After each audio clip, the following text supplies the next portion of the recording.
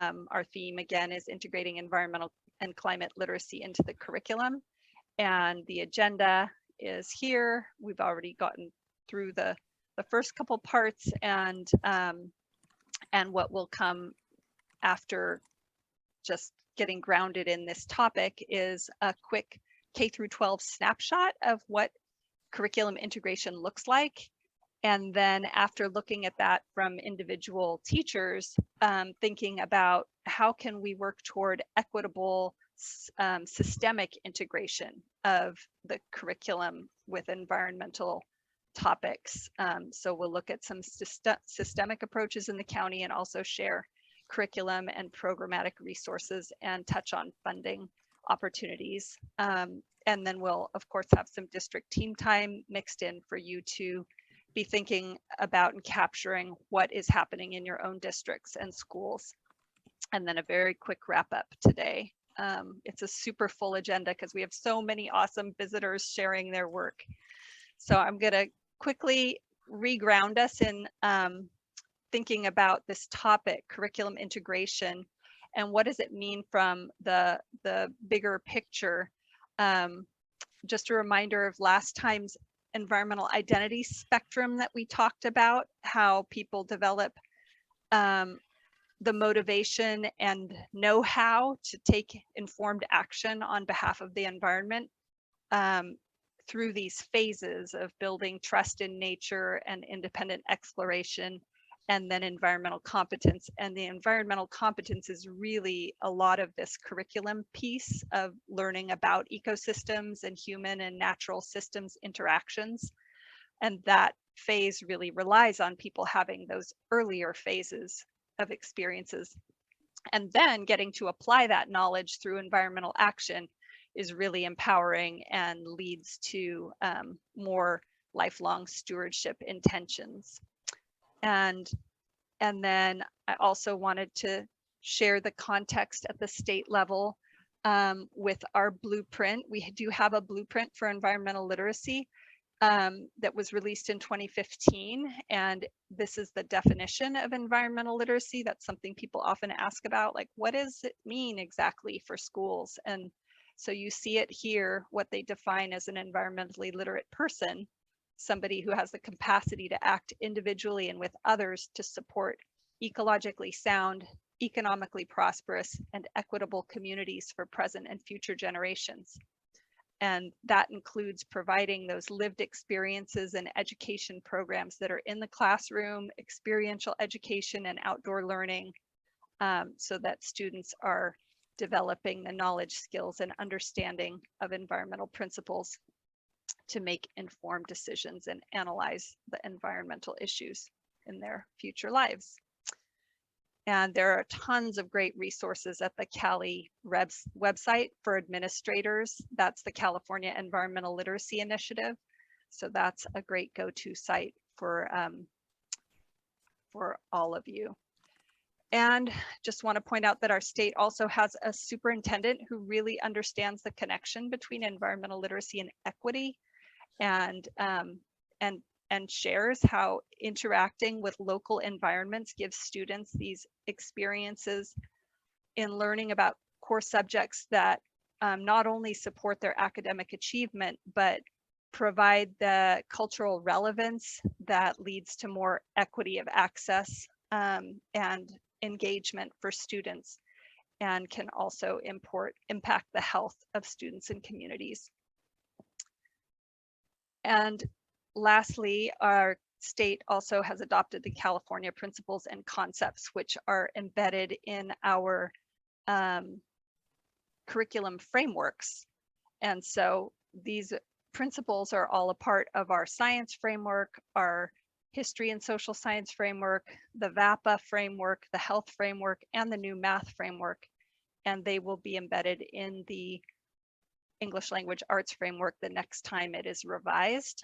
So this was put into law fairly recently in 2018, that the environmental principles and concepts are to be embedded in our curriculum frameworks and be included in the assessment items for the core content areas. And so with that, context of the support coming from the state system for integrating environmental literacy into the curriculum, we wanted to look at the reality. That's like super high level, big picture. Let's go down to the little student level and big students too, high school down to elementary school. And we have some stories to share from 3 different schools. Very excited to have Russell, or Brian as he goes by, Love, and Erin Peterson, Lindbergh, and Laura Arno share what they're doing with their students. And I'm going to go ahead and turn this over to Brian to start. And Brian, do you want me to go to your slides, or do you want me to stop screen sharing and let you do it? I would love it if you did it. Okay, great. Let's see if that works. Yep. Yeah. That works. And Darren Gertler from Science Workshop, Environmental Science Workshop, City of Watsonville is here with me. Yay. Okay. I wasn't sure if Darren was going to be speaking with you too. So yeah, can you see us? We're in the dark. Yeah, we're a little backlit. Because we have a light behind us. Okay. I think most people are mainly looking at your slides though, so I think it's okay. Yeah. You don't need to see us. So we started this program in 2017. We started it out calling it outdoor science and character development because it was just my classes. And then the rest of the teachers here at New School said, well, that's great, but all the other students are bent out of shape because they don't get to go. So then we made it school wide and cross curriculums, right? And so the basis that we built it off of was to answer these 3 questions, which are so relevant for New School's particular population, right? How to lead students to care about their school and community, how to teach character, because we're a community day school. And so that's actually our focus, even above academics, is to teach pro-social behavior. And then how to connect students to environmental literacy. And so that, like I said before, we started with a pilot just with my science class with 12 students. And then very quickly by that fall, we went whole school and as many as 50 students per field trip. And the template is that we do 8 field trips every other quarter that are focused on a theme. So the purpose is basically just to lead the students in self-discovery of pro-social skills and get them outside of the classroom. Yeah. And so some of the successes are since the second one, we've been school wide, and this we're planning right now for spring. It'll be our 8th one overall because we had 2 years wiped out by COVID. But we've served over 200 students have participated in these programs. We'll have over 1,000 hours. We probably have over 1,000 hours already in community service with our last one that we did in the fall. A total of 41 field trips. With 8 new ones scheduled right now. We've won 11 different grants and awards, totaling just about $1,000 per. And then we have student testimonials, which are spectacular. That's the next part. And then a lot of community partnerships working towards it. So we're each going to read our favorite student testimonial. So my favorite one's from Salvatore.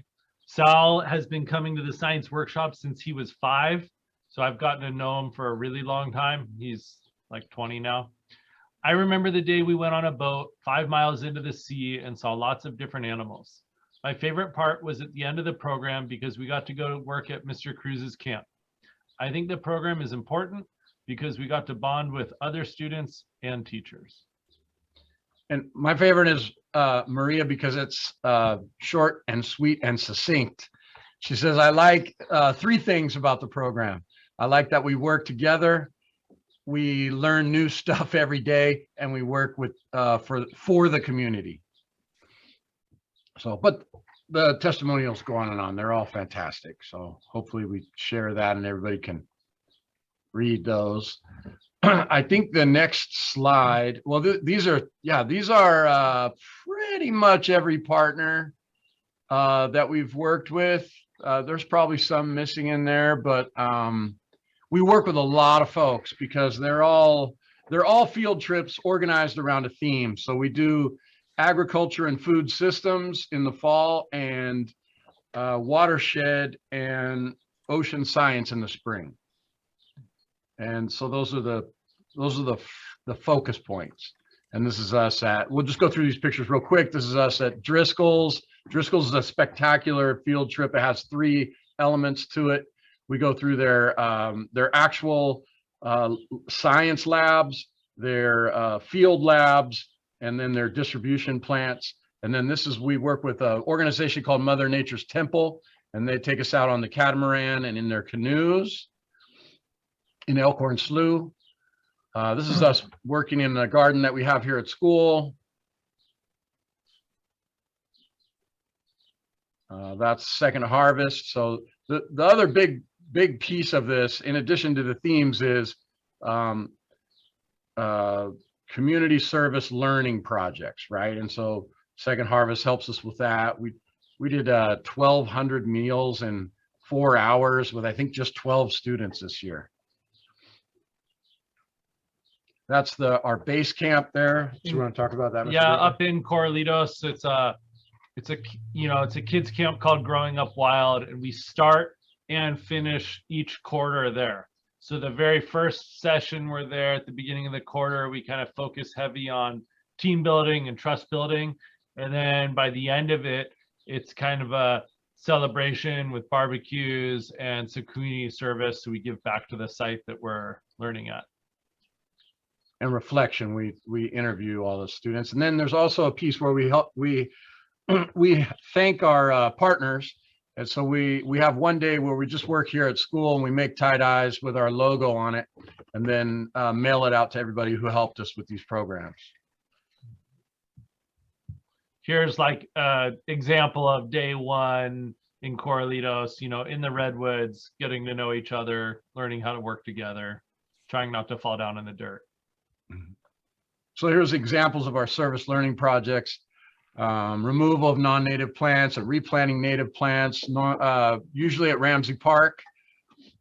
Here with the city, clearing fire hazard brush, slough water labs, drain labels, trash pickup, and collecting data whenever we do trash pickup, beach cleanup and data collection, slough trail clearing, graffiti cleanup. We work with Food What up at their Harvest Festival, and we had 2 or 3 booths up there. Then we restored an ag land parcel back to the slough. Clearing non-native plants mostly. And our school garden, it was a lot of them. This is the basic organizing principles around our whole outdoor school and character development program. We organize around the themes, like I said. In fall, it's ag and food systems, and in spring it's watershed and ocean science. We have our base camp, which we use, like Mr. Gertler said in the beginning. So we do team building skills, get the kids used to working together and in groups. And then at the end, it's sort of a celebration and a reflection on what they learned during the whole program. We also have an incentive trip. So, the big piece is to teach pro-social skills while they're out in public working side by side with community partners. And if they do that and they meet the expectations on all those first 7 field trips, then they get to go on the incentive trip, which is the 8th field trip. This time we're going to Alcatraz. Last time we went to Great America. And then the service learning projects are, of course, where they, where we all learn the most. And then there's a very long video you could see on YouTube. I think it's 3 or 4 minutes. So that's all our time.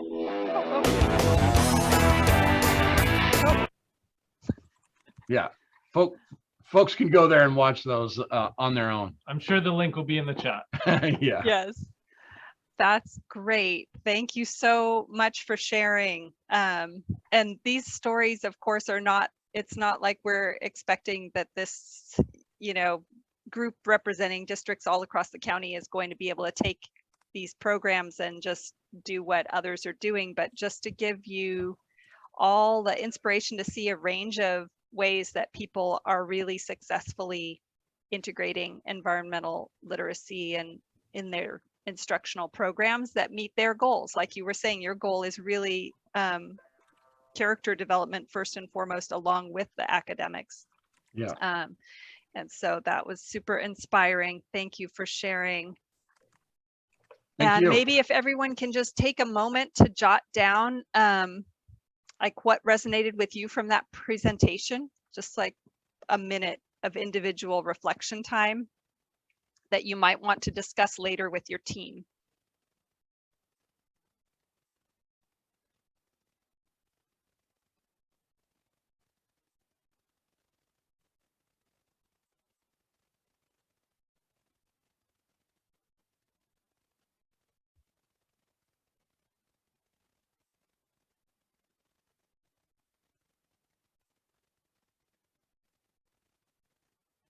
And I agree with Jen, that program sounds so fun. What a great program those kids get to go through.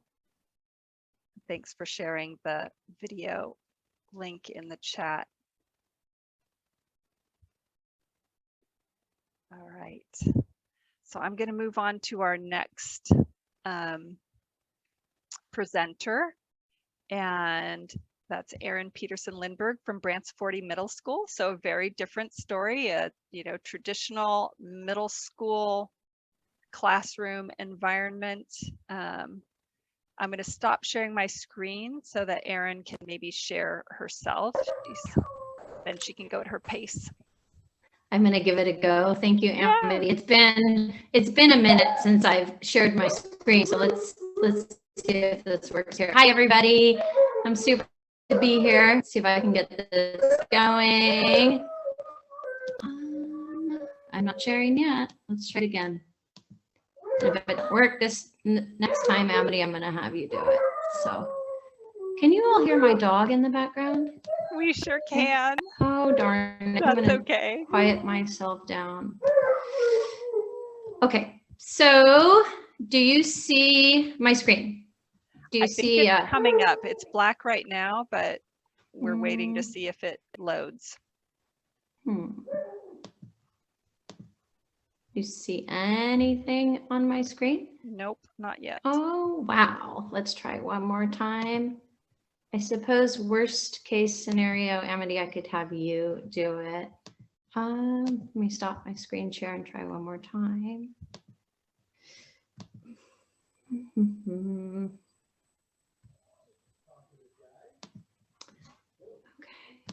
Well, darn it, nothing's happening. All right. Well, you want me to just go ahead and give it a try? Yeah, why don't you go ahead and share it, Amity? Thank you. Okay. And I'll talk through it.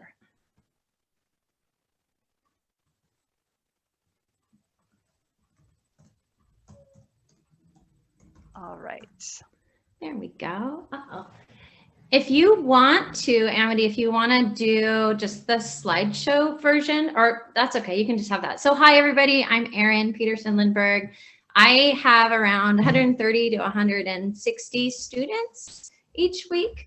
And so I'm just going to give you a little bit of background about myself and share with you what we've been doing to get students outdoors. So growing up, some of my most memorable experiences were outdoors, whether it was hiking in Yosemite with my family, camping, exploring the Santa Cruz Mountains with my brother, or 6th grade science camp at Camp Hammer. As a middle school science teacher, I wanted to provide outdoor learning experiences for my students, but providing large groups of students, middle school students, an opportunity to get off campus and explore nature has had some hurdles: transportation, our school schedule, and getting enough support staff. A few years ago, I decided that all of our 6th graders should have a common outdoor experience. And this is when our beginning of the year partnering with Save Our Shores to do a beach cleanup at Seabright Beach was born. I was able to jump many of the planning hurdles in the Seabright Beach. In that we could walk to Seabright Beach from our school. Our 6th grade teachers love the idea of providing a common experience for all of our students. And I think that year we had around 168 students. And having everybody off campus at the same time for the whole day, students didn't have to miss any of their classes. If you don't have the ability to leave campus for a whole day, in my experience, shorter trips work well if you have a block schedule. And if you don't have the ability to leave campus, sit spots are a great way to do environmental learning on campus. So you see here some pictures of our work with Save Our Shores from the past few years. Wonderful way to encourage environmental stewardship. Those are some pictures of our on campus. Our school's a little old, and there's a tiny spot outside my classroom where we set up some space to plant some pollinators. So one way to just get outside the classroom that way. You can go down just a little bit more. Yeah. So I try to provide time for my students to get outside and make observations, whether they're weather observations, sound mapping, or just general observations of our biotic and abiotic factors on campus. So you can see their students sitting outside of my classroom or out on the field. And it's a great way to have them bring their observations inside and start conversations. We'll go down a little bit further, Amity, thank you. And there's that picture of Mr. Norman, a 6th grade teacher, and myself. So a few years ago, our PE teachers joined in the field trip fun and added 2 more outdoor experiences for our whole 6th grade class. So you see, go down a little bit more, Amity, thank you. Some pictures of one of our hikes from Twin Gates down through UCSC and into Harvey West Park. Yeah, you can see students there gathering, opportunity to look at different flora and fauna that we found. And then in center screen there is myself and Miss Brown, another teacher at my school. We started an environmental stewardship club a few years ago that we host at lunchtime. So it's another way to invite students to come on in and talk about nature and any environmental issues that they want to act on. And we were able to get off campus twice and go to the Seymour Center and the Arboretum. Next, you see, I partnered with Limpets to monitor the health of the Pacific mole crab a few years ago. It was really great work, and I'm actually looking forward to partnering with them next year. So we, again, walked down to Sea Right Beach. I did this on 2 separate days. So I took 3 classes one day, each during their block period, and 2 classes the next day.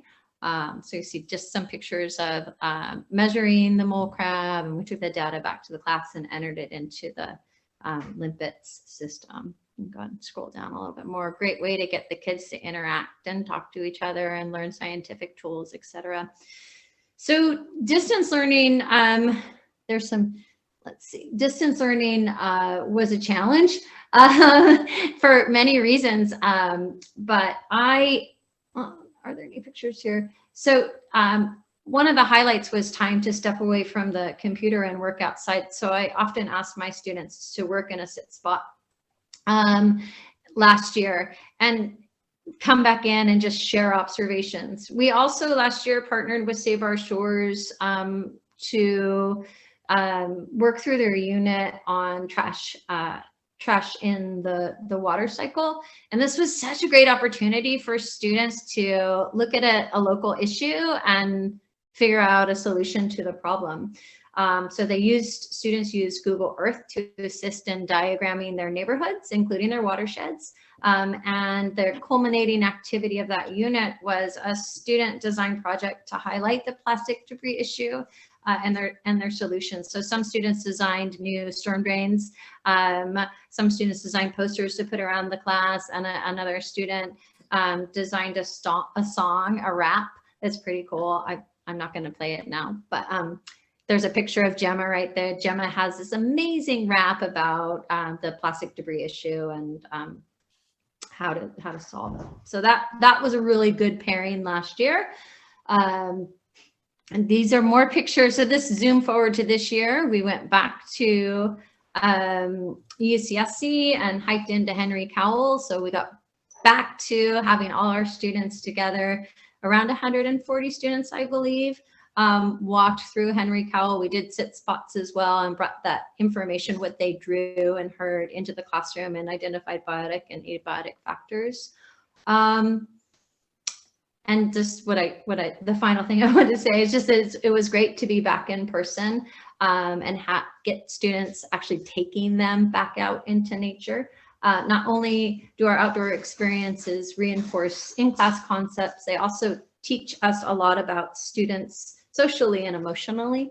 And for many of our hikes, many of our students, we just needed a break from the four walls, and you see them so differently outdoors. Going forward to 2022, 2023, I'm really excited. I'm going to be kicking off our environmental stewardship next year at the beginning of the year with another joint trip with Save Our Shores to the Seabright Beach. Sorry, my husband just came in.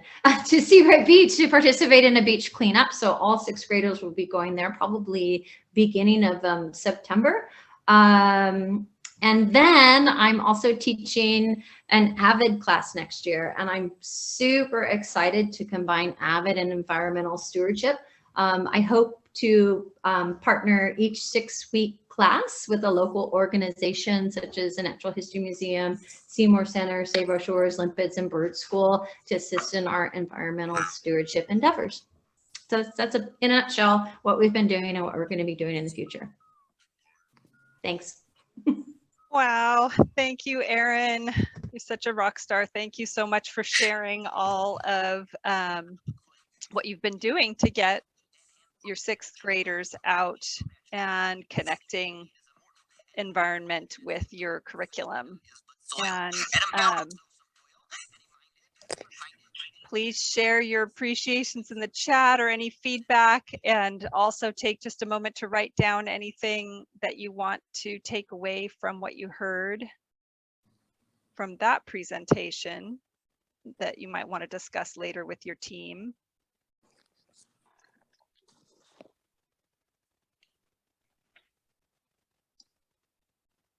So great. Middle school, we did a lot of data collection a few years back about field programs, how many people, what schools were accessing field trips, and middle school was really the desert in terms of access to field trips.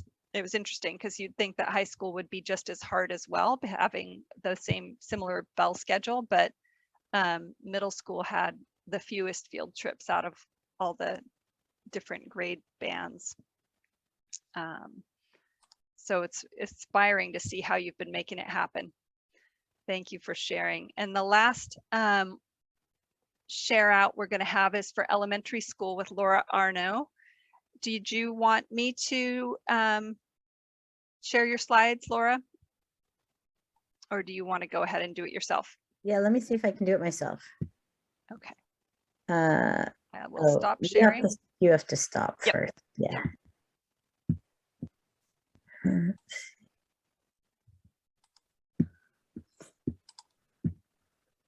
See if this will work. Okay, can you guys see that or not? Yes, we can. That's amazing. Okay, fabulous. Well, I don't know what to say because I feel a little bit like, yikes. Those were two really amazing presentations about a way bigger picture than I'm going to show you. This is just a tiny snapshot. There's a lot of things going on at my school, and I can't possibly bore you with all of them because for one thing, they're just too chaotic. But this is what we did right after we got back to school. And it's really a story of what to do when the grown-ups have no idea how to use a playground. So this is how it started. We got back from the lockdown and we were all wearing masks. And we had to spend like a ridiculous amount of our time like I actually had a little video of how my kids washed their hands because I was driven to save water and time, and I had a whole system going on, but I'm not going to bore you with that. And then we were all sitting behind these plastic shields, and that was just really bad. So what we really wanted was field trips every day without buses. And so here's what we did.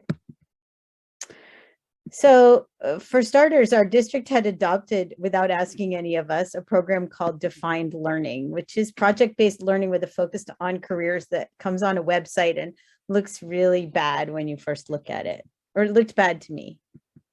Then we also had the Bird School project, who I had accidentally run into because I wanted to take a vacation in Big Sur and I could do that with them and go to a place I'd never been. So that's how I met Kevin.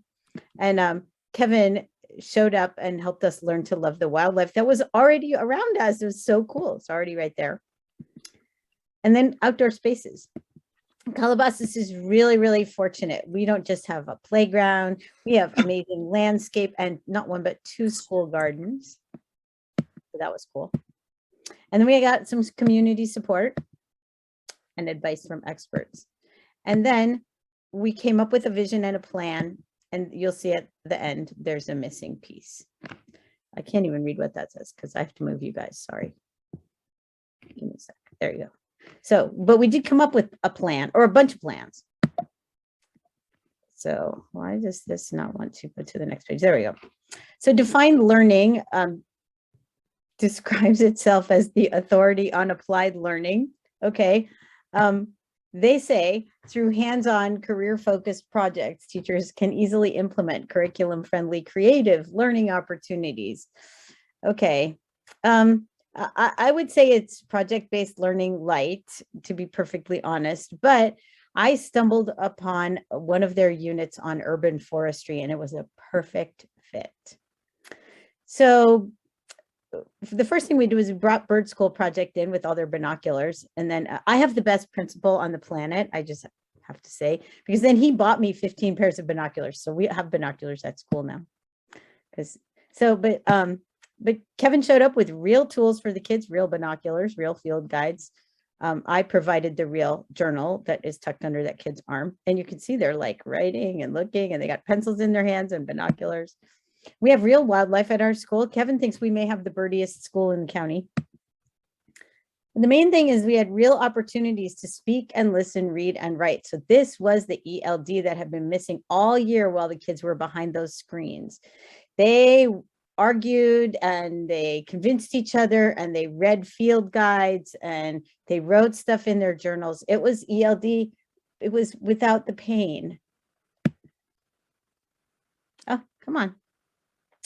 So here are some of our outdoor spaces. The school garden, that pile of weeds down there in the bottom, that was built in the 1980s. It's an original Life Lab. And now the kids call it the tiny garden, because in addition to that little garden, we have a 1 acre school and community hybrid garden in the back 40 of our school. So this was an outdoor classroom for us. We could go sit there and we still had to wear masks, but we didn't have to sit behind those stupid screens. The ventilation was phenomenal. And there were amazing things there because it had all gone to seed and weeds. There was like tons of stuff to sketch, notice, count, and wonder about. If you don't have a garden, try any landscaped area or build something with your kids. Then we had the playground, which turned out to be terrific. We used it for a sketching studio. We sat there and watched birds, and the kids used the play structures to notice how much they had grown during the shutdown, like their feet were dragging on the ground under the monkey bars. But this was the best of all. So we went around the school, we used Google Maps and we mapped and identified the landscape plants. We also had to call in some local experts as well as the tree ID guides that were included in Defined Learning. But we had like a 6-week-long argument about the tree that they are standing under. Now, these are students who had studied redwood trees literally all year long, going on virtual field trips and reading about redwood trees and watching little movies about redwood trees and writing about redwood trees, but they were pretty sure this was not a redwood tree. They pressed the doubt button. So the doubt button was when they didn't feel like they had enough evidence. One kid said, no, Ms. Arno, I'm still pressing my doubt button. It took 6 weeks to convince these children that these were redwood trees. We have a bunch of them on our campus and many schools in California do have these trees that were planted at the time the school was built. In the case of Soquel Elementary, there are 5 trees that were planted to commemorate fallen soldiers of the 5 soldiers who fell in World War I. But my kids were pretty sure that these were not redwood trees because they weren't big enough. Which made me wonder, oops, this isn't really right, which made me wonder how they thought they got big. They said, well, you know, it's like, it comes like a stick and it grows up until it's really tall and then it gets leaves. That's what one kid told me. So some of the people who helped us, a lot of people are mentioning Kevin at Bird School Project. Our principal actually dug through his box of old pictures of Calabasas where he was once a student, and he was able to help the kids figure out how old the mystery trees were. And when they figured out that they were about the same age as me, they realized it was possible that they weren't all the way fully grown yet. And then the district connected us with a real arborist who helped us identify some shrubs we couldn't figure out. So the kids came up with this, and let's see, whoops. I'm not sure if I can do the link from where I am, but this is an actual link to their, will it go? It might not. Yeah, it might. Can you guys see the urban forestry slide? So we're not going to look at all this, but this is the slideshow they were going to take to the district. So it has all the steps that they did. These are all the different teams, and the tree, each team had a tree they were working on. They went out and mapped all this and plopped their trees onto this Google map. And here's all their proposals. The really fun part is to see their flip grids, which if you look at my slide deck, you won't be able to do that. So I'm going to click on this so you can see some of them. Maybe. You know, they're all protected. Let's see, it's not going to work. Never mind. See if I can get out of here. So but they each made a flip grid that to show the district, because nobody was going to board meetings. So they had made justifications for why they wanted to put, so you can see where they wanted to put their different things. There's their arrow pointing where they wanted their oak trees, where they wanted to plant apple trees, because so the school won't have to buy apples. They learned a lot about how this is a tree that my principal and I saved from that parking lot. I don't know if you can see that cutout, but the parking lot people were about to cut it down, and I ran into Todd's office. I said, no, they're going to take the tree down. So he stopped them. So now the parking lot is a weird shape and the tree's still there. But you can see the kids were really thinking about why. The part that's missing. Uh-oh, now I've blown it. Let's see if I can find where there we go. The part that's missing is what didn't come next. We never made it to the school board. And these gardens, including the fabulous, they had an imagination forest that they wanted to plant at one end of the soccer field. None of that has happened. And about half of the kids went on to PV or to Rolling Hills. But of the other ones, a lot of them are now Green Team members, Calabasas. So. And I'll leave you with a quote from one of my heroes, Deborah Meyer.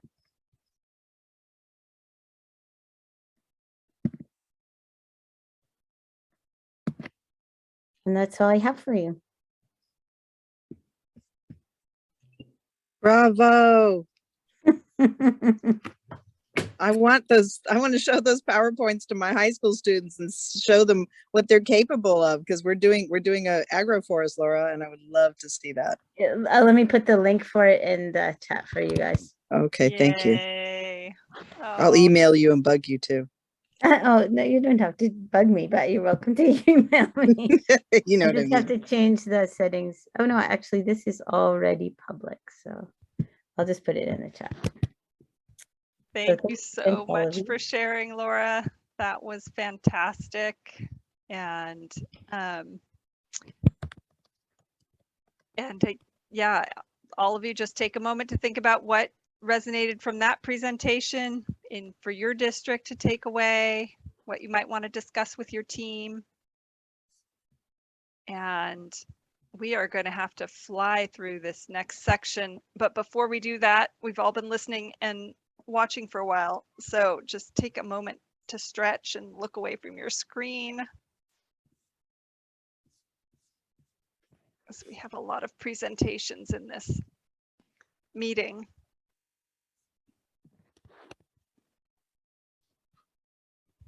And I want to make sure we protect time for you all to talk, especially after that wonderful quote that you just showed us, Laura.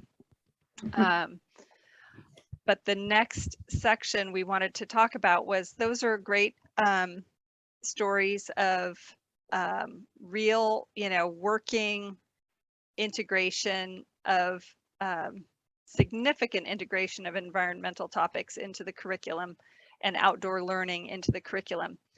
But how can we make sure that those types of experiences are really happening equitably and systemically across a district?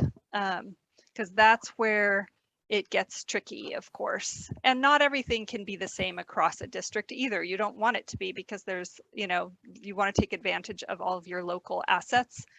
But we did want to think now more about the bigger picture and systemic approaches. And there were a few examples in our county to think about.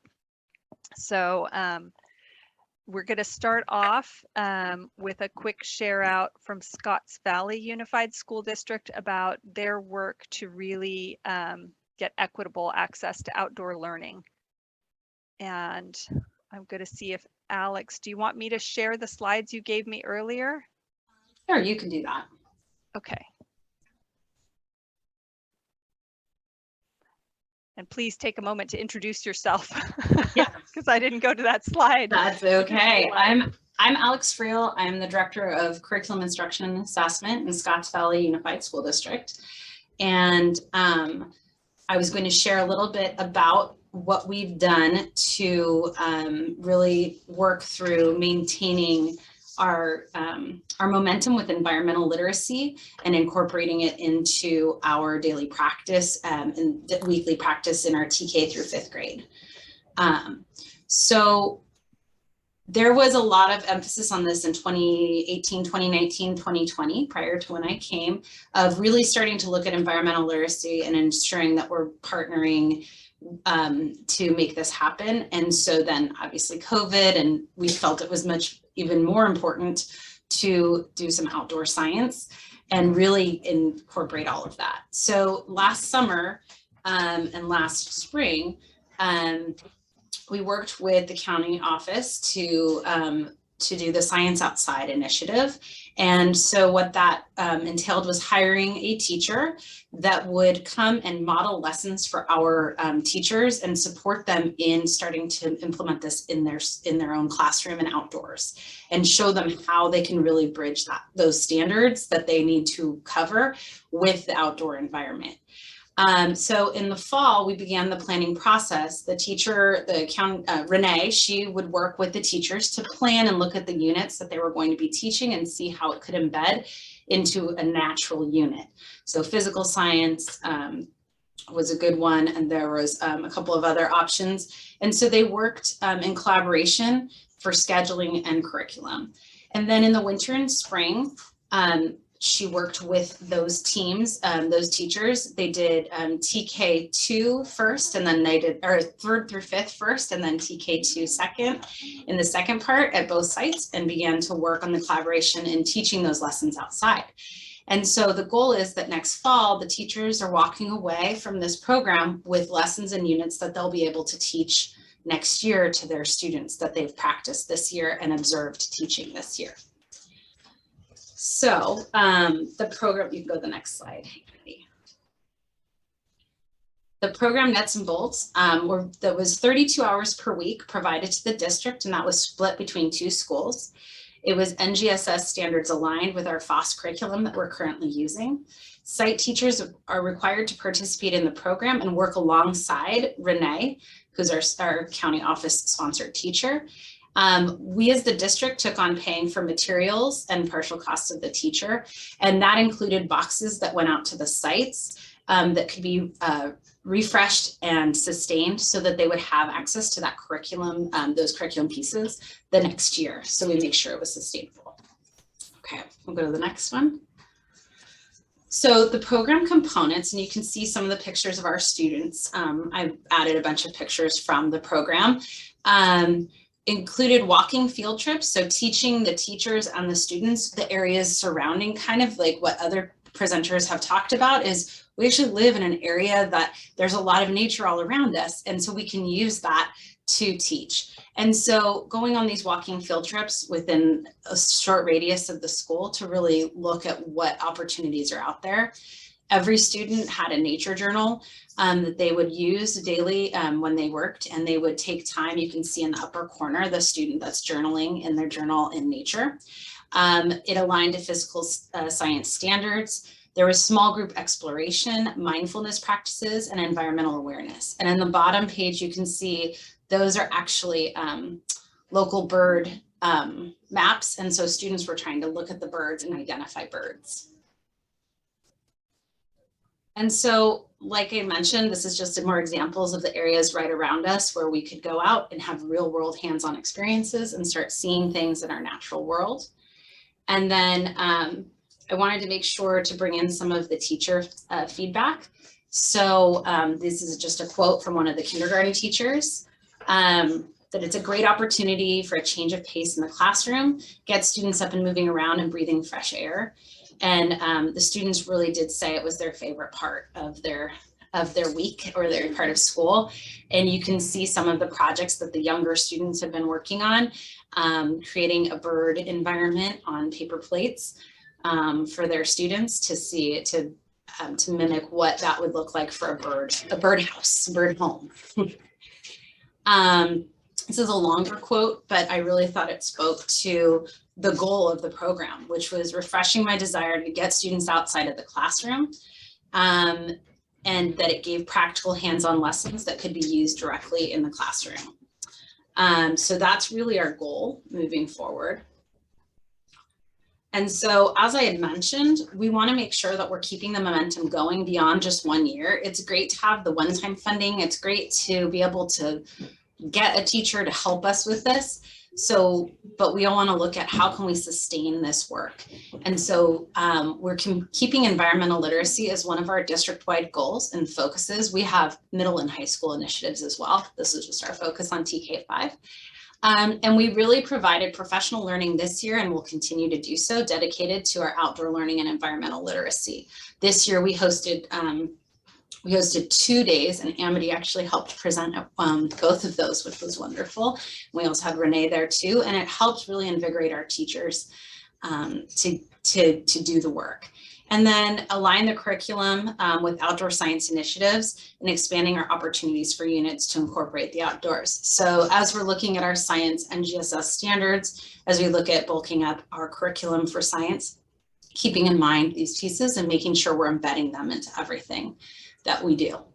So that's where Scotts Valley is for this year. So. Thanks.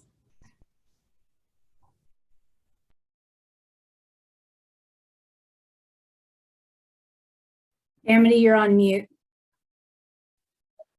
Thank you. Yes, I was just saying thank you so much for that great overview of how well you've come back after that COVID, could have put a complete stop on all of your environmental literacy plans. Just amazing. Yeah. Pivoting back to so much outdoor access for all of your elementaries. So thank you so much, Alex. And if people want to share what their takeaways are in the chat from that with Alex, it was wonderful to see some of the comments from the presentation from Laura as well.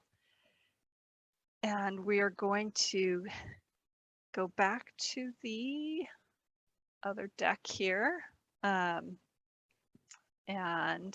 see, we have up next another huge systemic effort happening in our county that's very exciting is Pajaro Valley's recent expansion of their partnership with Life Lab. And so I invited Life Lab to come and share a bit about how that happened and what's happening and what other districts might be able to take away from that model,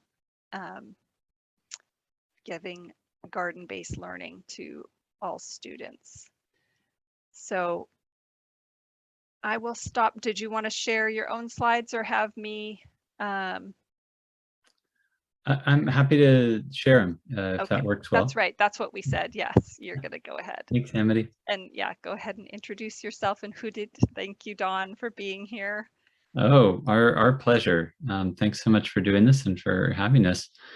So I'm Don Burgett, and here with Judith Camacho. We co-direct LifeLab. And I'm going to take the lead on presenting briefly for you all. But Judith and I are both here for questions or follow-up. Judith, do you want to say hi and add anything? Buenas tardes. Great to be here. Good afternoon, everyone. It is a joy to share this space and Amity, just your coordination of science literacy across the county. Really excited to participate, and I'm here to learn with all of you. All right. Well, let me start sharing a few slides here with you all.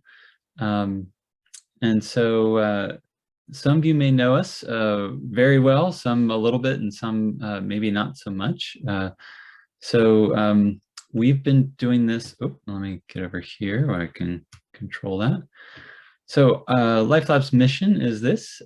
It's really about a love of learning. So we have a deep focus, long time, all the way back to our roots on science, but it's really a love of learning that can be sparked in a garden classroom for science, math, language, history, any subject really. So we just see it as a dynamic learning environment. And within that, healthy food has always been a thread. What nourishes us? What do our bodies get from the garden and from the farm fields all around us in our county and communities? And of nature, that connection with nature for all that brings, understanding, wellness at many different levels, and so much more. So all of this through garden-based education. We started, appropriately enough, at Green Acres Elementary School back in '79, and we've had quite a journey locally, national opportunities to work with people, and so we're very excited to be talking today about our Partner Schools program, which really represents a return for LifeLab in the last 9 years to working in more direct, close partnership with schools in our county, because we had been sort of pulled up into activities at a regional and national level. And some LifeLab programs, as we were seeing in Laura's presentation and others, you know, those garden sites are there. Sometimes there's staffed programs still. Other places it didn't take root fully. And so as our attention and funded programs went elsewhere, sometimes those went dormant. So our Partner Schools program was really a return that started in 2013 with PVUSD and placing year-round educators in school gardens and bringing support for renovating sites and expanding them, upgrading them. And grew over time in both staffing model and curricularly, especially starting around 2017 when we developed our new Next Generation Science in the Garden curriculum. We have 3 grade level units now, K1 and 2, and we're continuing to build on that. We have a partnership right now building engineering NGSS lessons for 3, 4, and 5 as well. But we envision building that Next Gen Science in the Garden curriculum out to K5 and with multiple units available per grade over time. So with the Partner Schools program, as it's really coalesced in recent years, we've grown to 7 elementary schools in PVUSD, mostly in Watsonville proper and in Paro. There was this beautiful opportunity last year for the district and LifeLab to envision an even greater partnership in the future. And the district was really ready, having seen the impacts already, to make this available to all of its elementary schools. So over the next 3 years, we're expanding to 3 more school sites each year in the elementaries in PVUSD. Till we get to say all 16 of the core elementary schools in 3 years from now, starting in fall 2024. So we've got a lot going on. The other big change was shifting to full-time garden instructors at every site. We've been trying to move that way, and we were doing it in our AmeriCorps model originally, and now we have staffed LifeLab staff garden instructors that are full-time members of our team. And they can really develop a deeper relationship with that site community, with the families, the staff there, and also critically with students year after year, because in the AmeriCorps model, we had 1 to 2 years of service, people doing fabulous things. And then we actually had a student at Hall District, I think, told one of our educators, "Are you going to be here next year?" And he said, "I'm not sure," because he was going to move to a different school site. And the student just said, "Why do they keep firing all the garden teachers?" So we're really excited to get beyond that for the sake of the kids, and for the instructors themselves. So in addition to the curriculum that our instructors are providing directly with the students, it's not a pull-out program. So the teachers are coming out with their class, and they're just helping hold the space. They're not necessarily taking on the teaching load. But in doing that over the years, what we've seen is a real growth in teacher confidence in how to use those garden classrooms as learning spaces.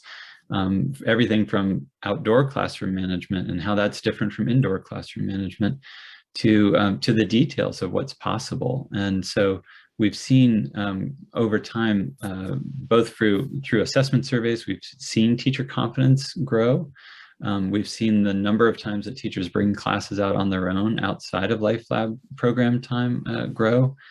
And we've seen the array of subjects that it's just beautiful. And then the pre and post kind of integrations with classroom activities where they might do journal writing about their garden experience in the classroom afterwards. Sometimes they might go out to the classroom to do writing exercises or do a math lesson on all different ways that you can apply math in the garden, that kind of thing. And we also try to tie in quite a bit to ELD and the literacy elements of the curriculum with our partner schools, because there's so much possible as we're doing these lessons. We do them bilingually a lot of the time. And so lots of possibilities and support there. And there's a lot of research from our own work in the past and others showing huge impacts of the multisensory aspects of learning for language development. Student well-being has been huge over the last couple of years in particular, and I think that's been very influential also in the community and the district's decision to go deeper with this partnership, because we hear it all the time. Hudit has been sharing a beautiful story that we've had from a student who left a note for the garden, a letter to the garden that they asked the garden instructor to post in the garden, that really, expressed how important that space was to that student, saying, "When I'm not feeling good, I come here and you make me better. You make me feel good." So that's just huge all the time, and particularly recently.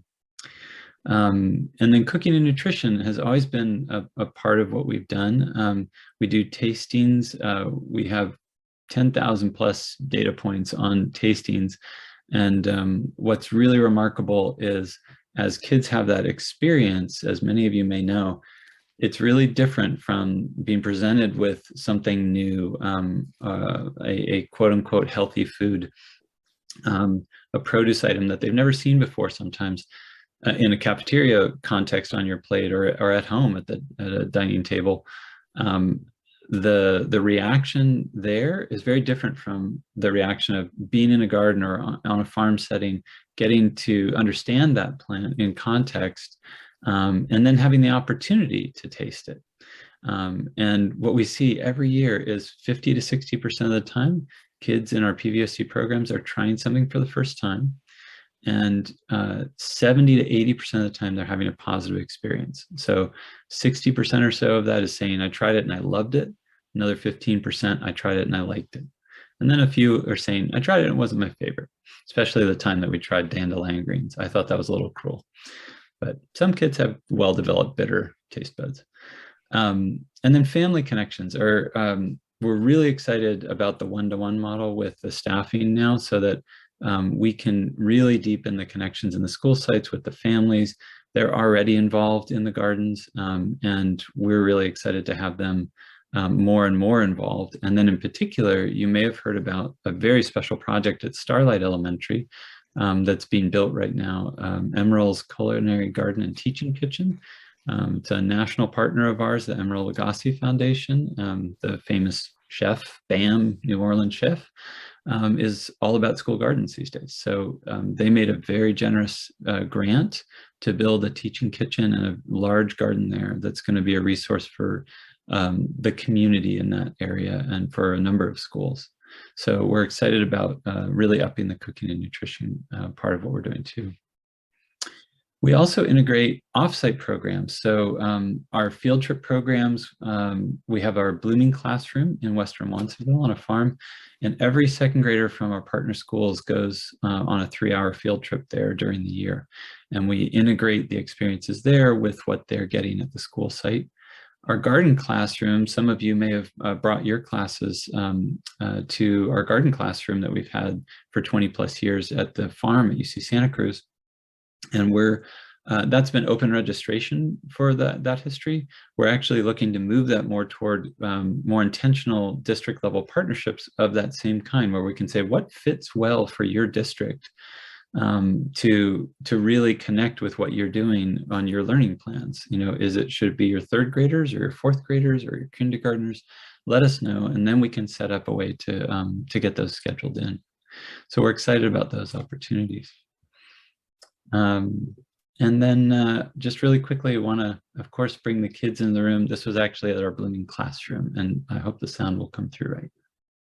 Oh, no, it went forward.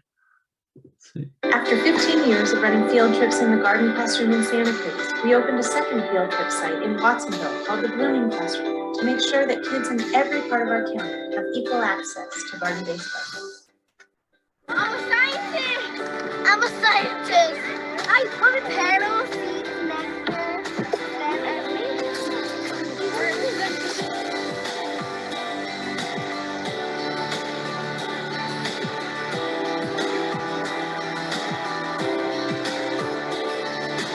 and I get to see amazing animals. That's a lizard.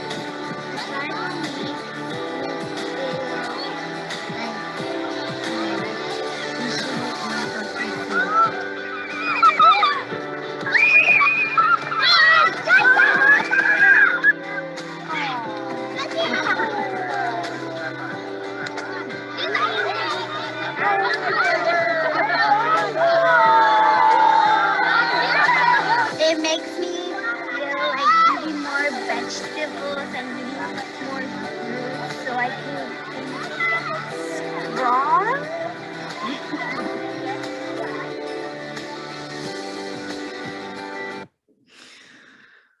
I always like to bring the kids in for this. And then this is just a resource. This will be, I'm sure, shared in the agenda.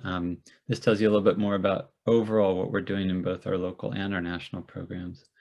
And I just want to note too that it was on the previous slide, but we're just starting to get to add staff to start partnering with Live Oak and Santa Cruz City Schools, who already have some staffing in their gardens. So it'll be a different look of partnership, but we're excited to offer that K-1-2 Next Gen Science curriculum to all the county public schools. And so we're here to talk about that. Reach out to us if you want to start to engage on that. And we're also very interested in offering training for teachers where we don't have staff available to you yet. We can definitely set up training with our team, but we want to do that intentionally with you. So we want to connect and perhaps see if multiple districts want to go in together, and we can set up a set of trainings for everyone at once. So I don't know if we're doing Q&A now, but we're happy to answer questions now or offline anytime. Thanks so much. Thank you, Dawn. I think was addressing some of the questions in the chat as you were speaking. And I'm still hopeful that trying to get us through the presentation so we can have our breakout room time, and that in the breakout rooms, that would be a great time to connect with our presenters, and we could even have like a Life Lab room and people could go there, or they could ask you to join their district team and talk. So thanks so much for sharing. We have one more presentation before we break, and let me go back to my slides here.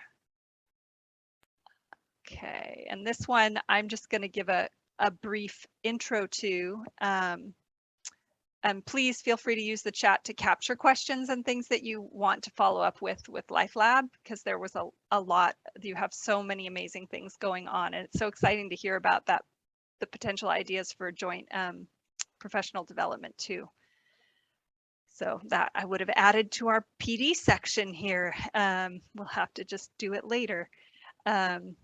But the last sort of systemic story that I wanted to share is about our own homegrown Teacher Leadership Institute that was part of our county science initiative the past 3 years, or now maybe it's 4 because COVID, you just have to kind of add in these lost years, where all of our districts had teams working together for NGSS implementation, and then teacher leaders representing almost every single school site in the county came together at one point in those multiple years and took part in creating and piloting NGSS aligned lesson sequences that integrate a field trip experience, with this idea that if we had this suite of lesson sequences, schools could adopt them, and every grade level could have a field trip that was also tied directly to their science standards.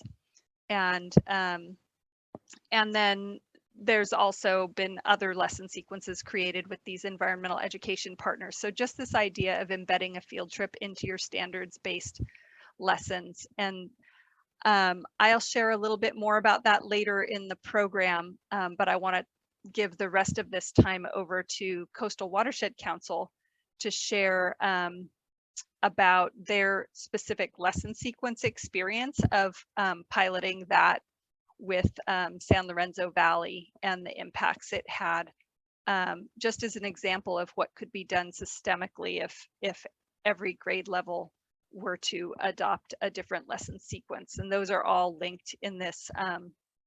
The lesson sequences are linked online, and then there's a nice deck of success stories from the pilot year that you can see. But I'm going to turn it over to Molly to share here. And Molly, did you want me to stop sharing the screen so you can show something, or? That would be great. Yes, okay. I'll screen share. Great. All right, just a moment.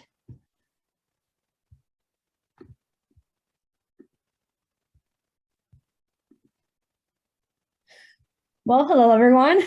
My name is Molly Bain. I am the former education manager for the Coastal Watershed Council, and joining us here is Sam Adelson. He's our new continuing staff, but new education coordinator. I recently transitioned to being a science teacher, so I'm able to kind of lend both lenses at this moment.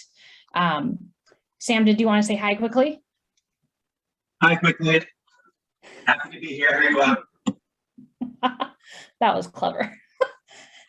So with the Teacher Leadership Institute, we had the incredible privilege of working with, 10 or so third grade teachers over the course of 2 to 3 years, really building up our third grade curriculum, which is Can Steelhead Trout Migrate Through the San Lorenzo River? The Coastal Watershed Council is really focused on connecting youth to the San Lorenzo River, learning about the environmental issues affecting it and what they can do to address it.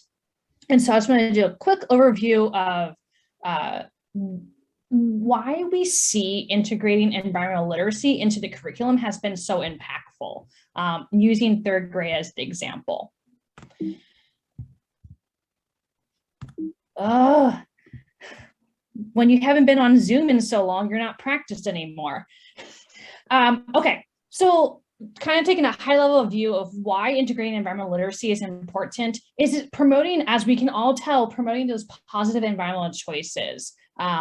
And also, in particular with the San Lorenzo River, when students are making those positive environmental choices, it's also benefiting them physically, emotionally, socially, due to the improved environment, whether that's in their backyard or their local river or the beach. There's benefits both to them, but also to the community. So that's just one very high level reason why it's important to integrate it.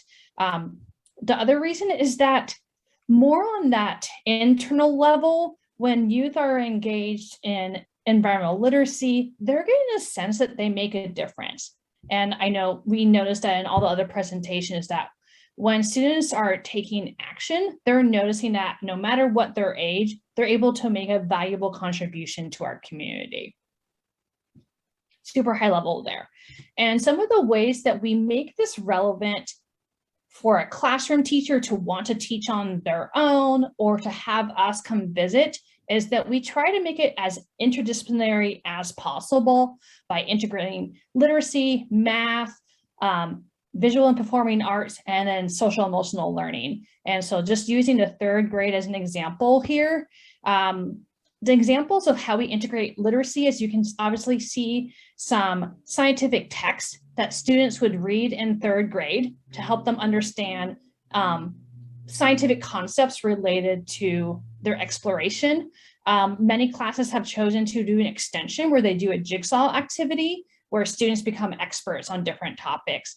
In a lot of different places, we build that academic vocabulary and helping them using clues from their previous literacy learning to identify what the academic language is. For example, what is permeable and impermeable using prefixes and affixes.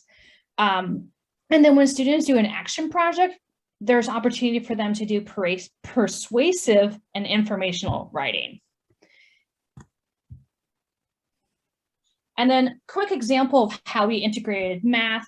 In the upper part here, you can see a hydrograph, a USGS hydrograph that tells the flow levels of water in the San Lorenzo River. And we have students analyze this graph and then chart their own graphs. So they're practicing using some of those math skills, as well as when they're in the field, collecting and recording measurements and then analyzing the trends from that data.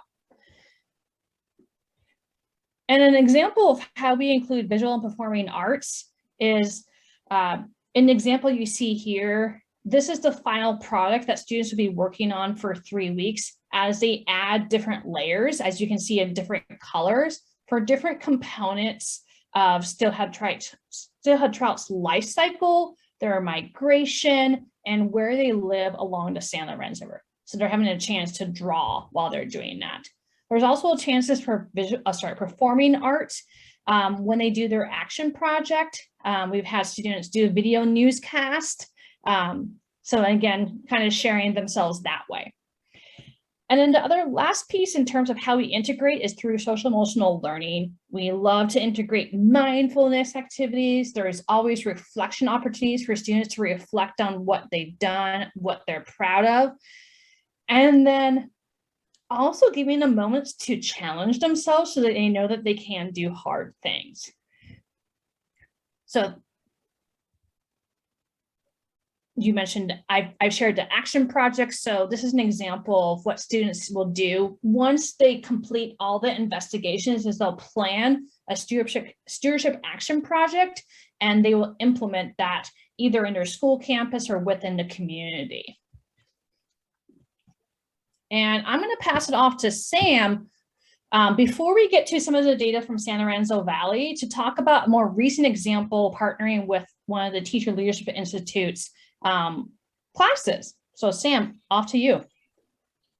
Thanks, Molly. Pictured here is a snapshot from the San Lorenzo River near Mike Fox Skate Park in Santa Cruz. And this is with Bradley Elementary School, which is on Corralitos Road in Watsonville. And working with Jen Poudry through the Teacher Leadership Institute, we just finished up our lesson series, which was amazing. So in this photo, students have been recognizing the importance of water levels for steelhead trout migration. And they interviewed head facility staff at their school to learn about water conservation on campus. And students were able to identify few locations where water is actually wasted on campus, including their water bottle refill station and bathrooms without automatic shutoff faucets.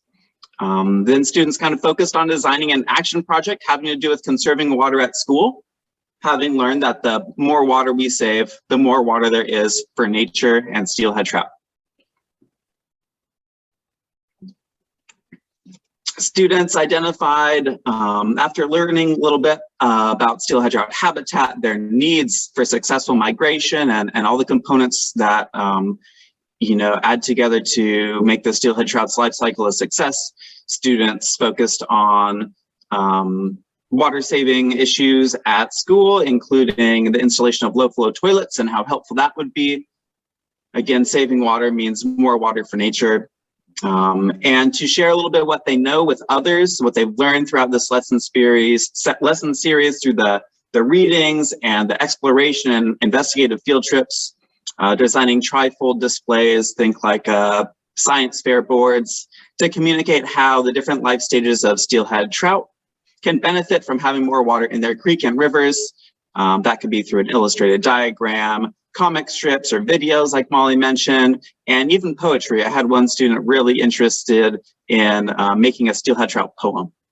And these displays are going to be shown at Bradley Elementary's open house. So teachers and students and parents coming through to visit the school campus will have a chance to learn a little bit more about steelhead trout and how important it is to conserve water to protect these beautiful and endangered fish. And I'm really looking forward to seeing some pictures and sharing out what these students came up with as their final projects. I'm sure there's going to be lots of unique, artistic, creative, and really motivational pieces as part of this. Thank you, Sam. And so that was a very recent example of the impacts of the program. Joyce Hill, I don't believe is here today, also did a study last year to assess the impacts of the third grade program with some teachers at San Lorenzo Valley Elementary School. And so just really cool. I just wanted to share, there was an increase in their understanding of science and engineering practices as part of the NGSS standards. There was an increase in awareness of, and there's a desire to protect steelhead trout habitat and an understanding of how humans impact water level. Connected to that is another program that the Coastal Watershed Council has. And I'm so glad that Bo and Christina and Mary Ann are here from the County of Santa Cruz because they are funding and leading the Green Schools program effort, which is schools that are within the unincorporated part of Santa Cruz County are eligible to participate in this program. And the element that I wanted to highlight here is how we support students and being part of the process to helping schools certify themselves as a green school. And that's with the Green Schools Detective program here. And just showing one part of it is that students themselves would work through an adapted version of the checklist to identify what is the school doing well to support Green Schools efforts and what could the school improve upon. And so an example of this here is having students look around their classroom to see what the presence of Energy Star appliances and electronics are, and then recording that information to be shared with the principal. Typically, this program is really meant to be a teacher-led and student-led activity where we'll hand this journal to any class that wants it.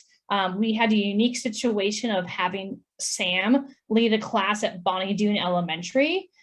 So I just wanted to have Sam just share some highlights from that experience. Thanks, Molly. Yeah, a unique experience to be sure. It was really fun having the chance to dive in with this new activity and be able to implement it kind of with the immediate feedback from teachers and students in the classroom.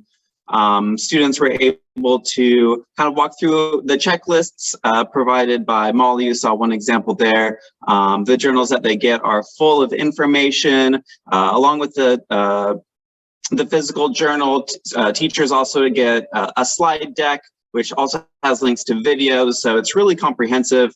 And working at Bonnie Doon Elementary to kind of help students explore how we might be able to, as a student population, make our school a little bit more green. Now, Bonnie Doon is a really interesting example to kind of pilot this program because Bonnie Doon Elementary is really ahead of the curve in terms of being a green school. They have campus chickens that eat the food scraps. The classrooms are lit by skylights. Buildings have large solar panel arrays, and lots of students bring zero waste lunch to school. There is one prompt in the journals asking, write down 3 things that you either put in a trash can or in a recycle bin today. And students couldn't think of anything that they've thrown in a bin, which was really cool to kind of hear about, like, no, I rinse out my water bottle and use it. So it was interesting to connect with these kids that were, already doing such great work. They did identify some things at Bonnie Doon Elementary that could be improved, including having more electronics and appliances that were Energy Star certified, fixing an erosion problem that they know of on campus where there's just a bunch of loose soil that keeps kind of filling in a specific area by planting native plants, and capturing parking lot runoff with a rain garden. And pictured here is just a kid who is looking up different examples of recycle bins so they can add it to an action project poster. And I think for time, we'll probably pass it back to Amity. Welcome back. I'm sure those breakouts were too short, but I'm so glad we got to take them. And thank you for the notes in that shared document. We actually skipped a bunch of information in this presentation to be able to make sure that you had some time to talk and process together. My apologies for packing way too much into this agenda. So that information will be shared out afterward along with the slide deck. There's information about resources for curriculum, as well as some professional development opportunities, and a presentation on funding, especially around expanded learning funds. And so those presentations we can definitely offer up in a separate meeting. And that relates to what we're going to close with here, which is where do we go from here? This was originally proposed as a 3-session series tied to those green ribbon pillars. And now my question is, what do you want to do now that you've had this learning on these 3 topics? And here are a few proposed ideas, and there's a form to gather your input to inform our next steps. So we could do something like continue convening this group, maybe space it out to bi-monthly or continue with monthly, but make it shorter. We could talk about format later, but basically continuing convening this group and having more just district team planning time allocated now that we've had this sort of learning time, have more of maybe a flip in how much time is spent on learning and how much time is spent on planning. Or we could change models to something that's more like a hub and spoke, where districts might want to be forming their own green teams that are meeting just as a district, and then they send representatives to a county-wide hub, and that's the liaison between the two. Or creating a county-wide task force that's got representation across sectors, kind of more like our LGBTQ task force, that has its own vision and action items focused on the cross-county efforts, less on individual district planning. Or convene district teams really focused on Green Ribbon Schools application, because that was sort of where this conversation started, and green business certification, and providing support for that. So there's a form in the chat and in the slides for you to please provide your input and also some feedback on what you got out of this series. And then I had this quote for today, to never doubt that a small group of thoughtful, committed citizens can change the world. Indeed, it's the only thing that ever has. And your commitment to coming to these meetings these past 3 months in the midst of so much that our schools have been handling is so commendable and so inspiring. It really keeps me hopeful about our future. And so thank you very much for your time spent with us today. And if you want to share anything in the chat before you log off, feel free. But thank you all. It's 5:30 and I want to respect your time. So have a great evening.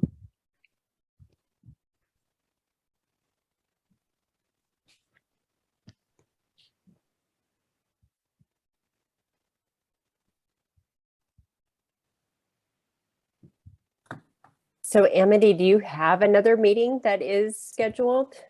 Or not yet?